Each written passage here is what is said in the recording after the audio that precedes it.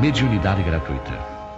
Os médiuns modernos, pois os apóstolos também tinham mediunidade, receberam igualmente de Deus um dom gratuito, que é o de serem intérpretes dos Espíritos para instruírem os homens, para lhes ensinarem o caminho do bem e levá-los à fé, e não para lhes venderem palavras que não lhes pertencem, pois que não se originam nas suas ideias, nem nas suas pesquisas, nem em qualquer outra espécie de seu trabalho pessoal. Deus deseja que a luz atinja a todos, e não que o mais pobre seja deserdado e possa dizer: não tenho fé porque não pude pagar. Não tive a consolação de receber o estímulo e o testemunho de afeição daqueles por quem choro, pois sou pobre. Eis porque a mediunidade não é um privilégio e se encontra por toda a parte. Fazê-la pagar seria, portanto, desviá-la de sua finalidade providencial. Qualquer pessoa que conheça as condições em que os bons espíritos se comunicam, sua repulsa a todas as formas de interesse egoísta, e saiba como pouca coisa basta para afastá-los, jamais poderá admitir que os espíritos superiores estejam à disposição do primeiro que os convocar a tanto possessão. O simples bom senso repele semelhante coisa. Não seria ainda uma profanação evocar por dinheiro os seres que respeitamos ou que nos são caros? Não há dúvida que podemos obter manifestações dessa maneira, mas quem poderia garantir-lhes a sinceridade? Os espíritos levianos, mentirosos e espertos, e toda a turba de espíritos inferiores, muito pouco escrupulosos, atendem sempre a esses chamados e estão prontos a responder ao que lhes perguntarem sem qualquer preocupação com a verdade. Aquele, pois, que deseja comunicações sérias, deve primeiro procurá-las com seriedade, esclarecendo-se quanto à natureza das ligações do médium com os seres do mundo espiritual. Ora, a primeira condição para se conseguir a boa vontade dos bons espíritos é a que decorre da humildade, do devotamento e da abnegação, o mais absoluto desinteresse moral e material. Ao lado da questão moral, apresenta-se uma consideração de ordem positiva, não menos importante, que se refere à própria natureza da faculdade.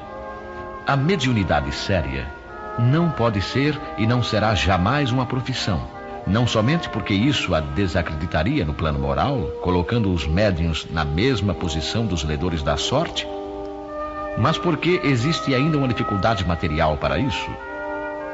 É que se trata de uma faculdade essencialmente instável, fugidia, variável, com a qual ninguém pode contar na certa. Ela seria, portanto, para o seu explorador, um campo inteiramente incerto, que poderia escapar-lhe no momento mais necessário.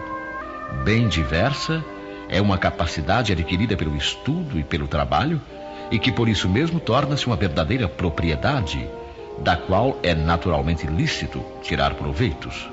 A mediunidade, porém, não é nem uma arte, nem uma habilidade, e por isso não pode ser profissionalizada.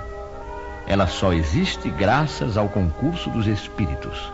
Se estes faltarem, não há mediunidade, pois embora a aptidão possa subsistir, o exercício se torna impossível.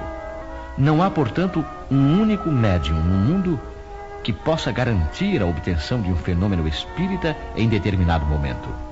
Explorar a mediunidade, como se vê, é querer dispor de uma coisa que realmente não se possui. Afirmar o contrário é enganar os que pagam.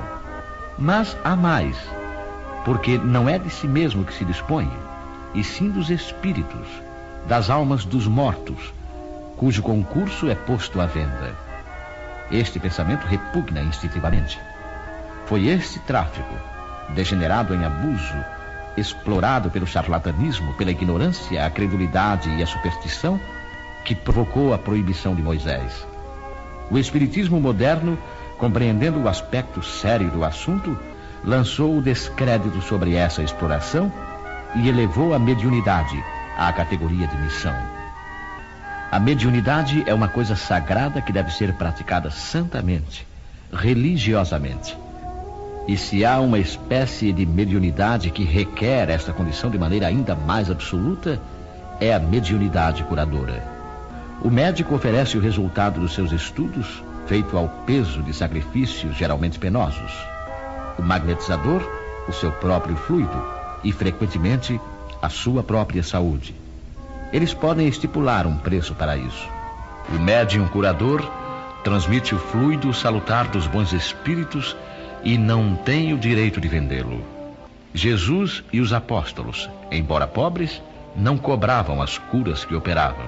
Que aquele, pois, que não tem do que viver, procure outros recursos que não os da mediunidade e que não lhe consagre, se necessário, senão o tempo de que materialmente possa dispor. Os espíritos levarão em conta o seu devotamento e os seus sacrifícios, enquanto se afastarão dos que pretendem fazer da mediunidade um meio de subir na vida.